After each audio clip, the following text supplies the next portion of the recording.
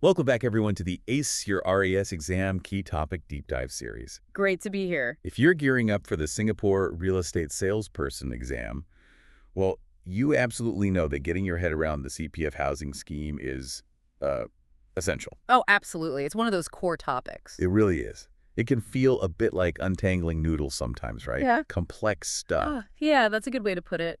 But understanding how clients can use their CPF for property, that's not just about the exam questions. Sure. It's fundamental for giving solid advice later on. Builds that trust, Exactly. So this deep dive is designed to help you cut through the noise and really grasp what you need for the exam. We're going to make this as painless as possible. We promise. So maybe grab that copy, take a breath. We've waded through the official documents, the regulations, so you don't have to get bogged down. We've pulled out the key bits. Yeah, the stuff you really need to know to nail those RES questions. Today's mission: break down the rules for using CPF. We'll cover both HDB, DBSS flats and private residential properties. Focusing squarely on what you, as a future agent, need to know. And we're basing this directly on the CPF board's guidelines. This is the official stuff. The real deal. So you can rely on it for your studies. Think of it as your, legitimate cheat sheet. Perfect. Yeah. Okay, let's jump right in. Part A. Using CPF for HDB and DBSS flats. The big question first. What can your clients actually use their CPF ordinary account, the OA savings, for? Right. So the good news is it covers the major costs. You can use OA savings for the direct payment of the purchase price. Okay. That includes the common property bits too. And of course, repaying the housing loan, either paying off chunks or just handling the monthly installments. Makes sense. Then there are those other costs like stamp duty, legal fees, anything directly tied to the purchase or the mortgage itself. CPF OA can usually cover those. What about upgrades, like the HDB upgrading programs? Yes, good point. Payments for the main upgrading program, MUP, and the Town Council Lift Upgrading Program, TCLUP, those can also come from the OA. So it's really about the core costs of buying and financing the flat. That sounds quite broad, actually. But there must be things you can't use it for, right? The exclusions. Oh, definitely. There's always a list of no's. Hit me with it. What's Yeah. off limits for HDB and DBSS? Okay, here we go. Booking fees, option fees, the initial deposit, those upfront payments generally need to be cash. Right, the very first steps. Exactly. Also, the resale levy, if that applies. Can't use CPF for that. Forget renovations, construction, repairs, improvements, anything to enhance the place after you buy it. So no fancy kitchen makeovers using CPF. Nope. And those regular monthly costs like service and conservancy charges, property taxes, rates, also excluded. Okay. Non-housing loan repayments, any penalties, insurance charges related to the loan, can't use CPF for those either. And here's a key one for resale flats. Yes. If the price you agree on is higher than the valuation or the actual purchase price, whichever one is lower, you can't use CPF to cover that extra amount, that premium. The cash overvaluation or the COV situation? Sort of, yeah. You cover that difference in cash. And finally, if you paid for some initial HDB costs with your own money, you can't ask CPF to reimburse you later. Okay, crystal clear. CPF is for the core purchase and loan, not the initial bits or the running costs or upgrades. Got it. Now, this is where my head starts spinning a bit. The withdrawal limits. They depend on the purchase date and the lease. This is prime exam territory because the rules have changed over time. You really need to know the cutoff dates. Okay, break it down for us. Let's start with, say, older purchases or properties with long leases. Right. So for HDB DBSS flats bought before 1st July 2013, or those bought between 1st July 2013 and 9th May 2019, where the original lease was 60 years or more, or for purchases from 10th May 2019 onwards, where the remaining lease is long enough to cover the youngest buyer until they reach at least age 95. So basically the safe scenarios with long leases. Pretty much. In these cases, the CPF usage limits are generally tied to the purchase price, the valuation, the loan amount, and whether the buyers can set aside their basic retirement sum, the BRS. The BRS, right, that retirement savings goal. Exactly. So if they're buying direct from HDB with no loan, they can generally use OA up to the purchase price. If they take an HDB loan for a new flat, it's usually capped at the lower of the price or the loan amount. And for resale, with an HDB loan. It depends on that BRS. If they can't set aside the BRS, the limit is the lower of the purchase price or valuation. If they can set aside the BRS, they might be able to use CPF up to the loan amount. Okay. What about bank loans for resale? Similar logic. If BRS isn't met, it's the lower of price or valuation. If BRS is met, they might be able to use up to that lower figure plus potentially an extra 20% on top of that value. Wow, okay. That 20% is interesting. Definitely need to remember the BRS condition there. What about properties with shorter leases? Those bought under this slightly older rules or newer ones that don't meet that age 95 rule? Right, this is where it gets more restrictive, as you'd expect. For flats bought between July 2013 and May 2019, with a lease between 30 and just under 60 years. The CPF amount is capped. It's calculated based on the remaining lease when the youngest owner using CPF turns 55. And crucially, at the time they buy, the youngest owner's age plus the remaining lease must add up to at least 80 years. Age plus lease equals 80. Got it. That's a key filter. It is. And if the lease is less than 30 years when they buy, no CPF usage allowed at all under those rules. Okay, 30 years is the hard floor there. Now, for the most recent rule change from 10th May 2019, for properties where the lease doesn't cover the youngest buyer to age 95, you mentioned a table? Yes, there's a sliding scale. The maximum percentage of the property value or price, whichever applies that you can fund with CPF, depends directly on the youngest buyer's age and the remaining lease. You give an example. Sure. So let's say the youngest buyer is 25. If the lease has 70 years or more left, they can potentially use up to 100% of the allowed limit. But if the lease is only, say, 60 years, that drops to 80%. If it's down to 40 years, it might only be 40% of the limit. And it gets lower as the buyer gets older, I assume? Exactly. An older buyer with the same lease length would generally have a lower percentage cap. It's designed to ensure people have housing cover for longer, and the absolute cutoff now, if the remaining lease is 20 years or less... No CPF. No CPF at all. 0. And watch out for the Fresh Start housing scheme. The time of purchase for calculating limits might be slightly different there, based on estimated lease start or application date. Just a small detail. Good flag. So lease length and buyer age are super critical now. Yeah. What about the loan itself for HGB DBSS? Any specific CPF rules? Just a couple of key things. The loan must be from HDB or an MAS-regulated bank. Simple enough. Right. And the amount you withdraw from CPF each month cannot be more than your actual monthly loan repayment. No overdrawing. Makes sense. Also, if you are using CPF to pay those monthly installments, you absolutely must be covered by the CPF Home Protection Scheme, HPS. It's mandatory insurance. Okay, HPS is compulsory then. Yeah. Right, that covers HGB and DBSS pretty well. Shall we move to Part B?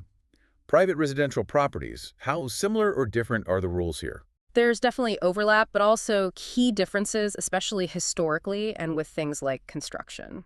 So what can you use CPF OA for when buying private property? Similar basics.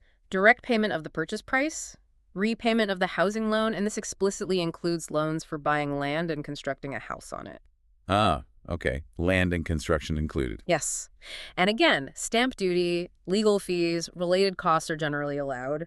For properties still being built, you can use CPF for those progressive payments as they fall due. Okay, sounds familiar so far. What about the cannot use list for private properties? Same exclusions? Largely the same, yes. Option fees are still out. Yeah. No CPF for construction work after purchase, renovations, repairs. Right. Monthly charges, service fees, taxes still need cash for those. Non-housing loans, penalties, insurance charges still excluded. And that rule about purchase price exceeding valuation applies here too. Can't use CPF for the difference on resale private properties. No reimbursement for cash payments you made initially, and one extra one for private. Undischarged bankrupts cannot use their CPF for private property. Good point to note for private. Yeah. Now, you mentioned land purchase and construction loans. Is there a special process for using CPF there? It sounded different. It is. It's a reimbursement process, not direct payment up front. Oh, okay. So your clients would initially fund the land purchase and construction using cash or a loan. After the temporary occupation permit, the TOP, is issued, they can then apply to CPF for a one-time reimbursement from their OA. One-time reimbursement after TOP. How long do they have? They have a 6-month window from the top P date to get their application in, and they need a fair bit of paperwork. Like what? Things like a valuation report for the completed property, a detailed breakdown of construction costs with receipts, the bank's loan offer letter, and the planning permission from URA. Right, so gather your documents. Good to know it's post-completion. Now, withdrawal limits for private. Same principles as HDB regarding lease and age. The underlying principles are the same, yes. Lease duration and the age 95 rule, or the age plus lease equals 80 rule for older purchases, and the 30-20-year floors, those concepts apply. But the calculation specifics, especially around the BRS and that extra 20% we mentioned, Slightly different history. How so? While for purchases before September 2002, the limits were simpler, tied mainly to price valuation and loan amount, maybe linked to the old retirement sum scheme. Then, between September 2002 and May 2019, that potential extra 20% on top of the valuation price limit kicked in if the buyer could set aside their BRS. That 20% boost was specific to that period for private if BRS was met. Correct. For purchases from 10 May 2019, where the lease doesn't cover the youngest to 95, that same sliding scale table based on age and remaining lease applies, just like for HDB DBSS now. Got it? And the rules for shorter leases bought between mid-2005 and May 2019, 30-60 years lease, age plus lease 80 required, no CPF under 30 years, are consistent. As is the rule for May 2019 onwards, no CPF at all if the lease is 20 years or less. So the core logic on lease impact has converged. But historical nuances exist, especially that extra 20% possibility for private pre-May 2019. Got it. And loan providers for private. More options than just HDB or banks. Yes, a bit broader. You can use loans from licensed banks, finance companies, approved merchant banks, even loans from a bona fide employer might qualify sometimes. Interesting. Employer loans, too. Potentially, yes. And term loans that were properly converted from a non-checking overdraft.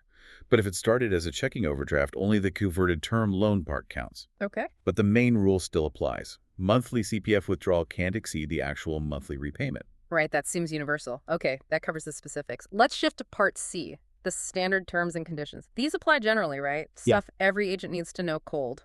Absolutely. These are the bedrock rules. First up, reserving CPF savings before age 55. What's that about? If you're under 55, you can apply to the CPF board to earmark some of your OA savings specifically for housing purposes, like continuing to pay your current loan or for your next property purchase. So you lock it away for housing. Exactly. If approved, those reserved funds can only be used for that housing need initially. They can't be touched for other CPF scheme withdrawals. Later, though, when you hit payout age, any leftover reserved OA might get transferred to your retirement account if you haven't met your full retirement sum, the FRS. Useful planning tool. What about people buying more than one property? Investors, perhaps. Are there extra CPF hurdles? Oh, yes. Definitely extra rules kick in, mostly from July 2006 onwards. It depends when the properties were bought. Okay. If they bought their second, third, etc. property before 10 May 2019, they generally had to set aside the basic retirement sum first before using any excess OA for that next property. And the usual lease limits still applied. BRS first for multiple properties pre-May 2019, and now from May 2019 onwards. It's stricter. They generally need to set aside the full retirement sum, the FRS, if they want to use OA for a second or subsequent property. FRS. Wow, that's a higher bar. It is, although there's a nuance. If they already own another property that has a lease long enough to cover them until age 95, they might only need to set aside the BRS for the new property purchase. But if they sell that first long lease property later, the FRS requirement might then apply to the remaining property. Complex. Is there any flexibility if they're selling one to buy another? Yes, there's a 6-month grace period. If they're buying a new place but intend to sell their existing one, they might get a temporary waiver on setting aside the BRS or FRS for those 6 months while they sort out the sale. Okay, a bit of breathing room. Now, the actual application process to use CPF, how does that work day to day? It's usually handled by the lawyers acting in the purchase. They submit the application forms and supporting documents to the CPF board. Standard conveyancing procedure, then. Pretty much. The bank or HDB will share loan details with CPF, and CPF might share info back.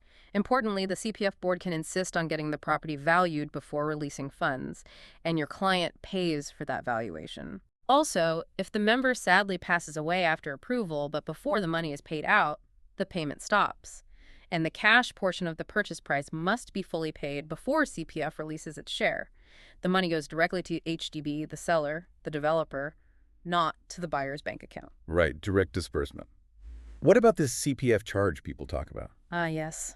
Think of it as a legal claim or lien-in. All the CPF money withdrawn for the property, plus the interest it would have earned in the CPF account, that's the accrued interest, is secured against the property. Secured how?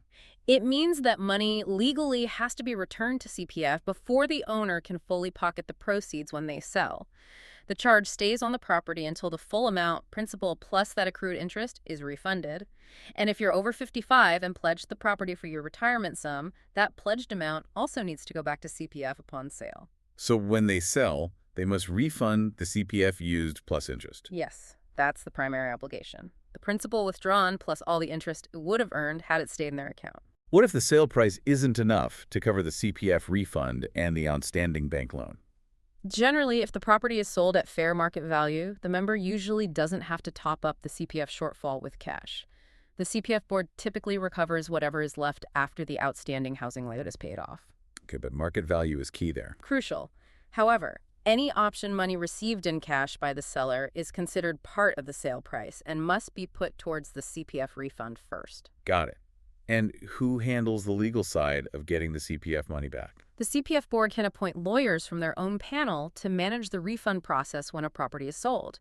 The member using CPF bears the cost of these lawyers. Any idea of the cost? The guidelines give indicative costs, especially for HGB/DBSS flats, but it can vary. It's something clients should be aware of. Good to know. Are there ongoing duties for the member after using CPF? Things they need to tell the board about? Yes, definitely. They or their bank or lawyer need to inform the CPF board about major loan changes, like if the loan is fully paid off or refinanced, Right. or if the loan amount or tenure changes, especially if CPF is still being used for monthly payments.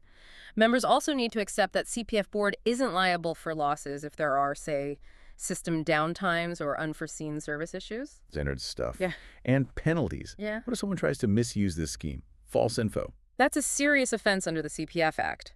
Knowingly giving false information or documents to use CPF for property can lead to significant penalties. The board does take enforcement seriously. Okay, important warning. Lastly, for the super diligent students, what are the actual laws underpinning all this? The main one is the Central Provident Fund Act itself, and specifically the CPF Residential Properties Scheme regulations spell out many of these details. Good to know the sources. But the key message for you and your future clients is, these rules are based on current laws. Laws can and do change. Always, always check the official CPF board website and resources for the very latest up-to-date information. Excellent point. Always verify with the source. Okay, wow, that was a very comprehensive run-through. We've hit everything from permitted uses, the crucial lease and age rules, the BRSFRS requirements, multiple properties, and the refund obligations. It's a lot to take in, for sure. It is. But hopefully breaking it down like this helps. Understanding these CPF rules isn't just exam fodder. It's genuinely vital for advising clients properly. Absolutely. Getting this right builds your credibility massively. It shows, the Singaporean context inside out. Couldn't agree more. So as you're hitting the books for the RES exam, remember this deep dive. Think of these CPF rules like navigating a complex MRT map for the first time. Huh. Okay. Seems confusing initially, but once you understand the lines and interchanges the BRS stops, the lease duration lines, you can guide anyone through it confidently. Nice analogy. We really wish you all the very best of luck with your upcoming RES exam. You can do this. Yes, good luck, everyone. And one last time, for the definitive rules, always consult the CPF website and official materials. That brings us to the end of this session in our Ace Your RES Exam Key Topic Deep Dive series. Until next time, keep studying.